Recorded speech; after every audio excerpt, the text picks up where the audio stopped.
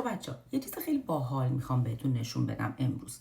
تا حالا شده که مثلا دوستتون رو ببینین، فامیلتون رو ببینین، خواهرتون رو ببینین، یه رژ خیلی خوشگل زده و شما خیلی از اون خوشتون میاد، میایین مشخصات رژ رو میگیرین، میرین میخرینش، ولی وقتی که میزنین میبینین دقیقاً رنگش متفاوته با اون رنگی که شما رو لب دوستتون یا خواهرتون یا فامیلتون دیدین.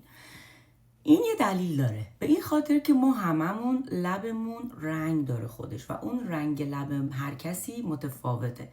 اون رنگ لب رنگ رژ رو هم تحت تاثیر قرار میده، یعنی رنگ رژ رو عوض میکنه. حالا مک اومده یه چیز جدیدی لانچ کرده و این مشکل رو حل کرده.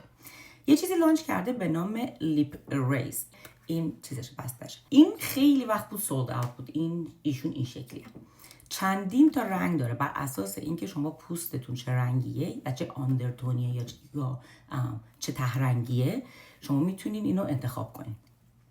همه رنگایی که من میخواستم سولد اوت بود.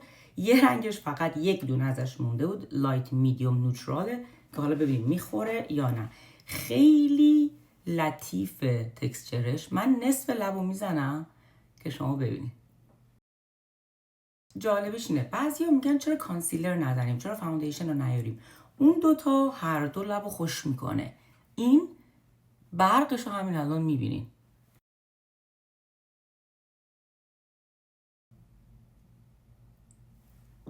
یعنی رنگ اصلی رژ رو نشون میده قشنگ.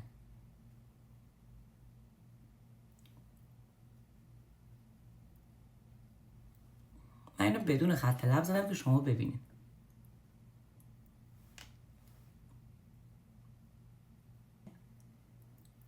ولی یه هایدریشن خیلی خوبی، آبرسانی خیلی خوبم به لبتون میده.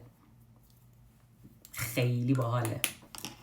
پس اگر میخواین یه چیزی استفاده بکنین که رنگ اصلی رژتون رو بگیرین، لیپ اریز بر مک the best.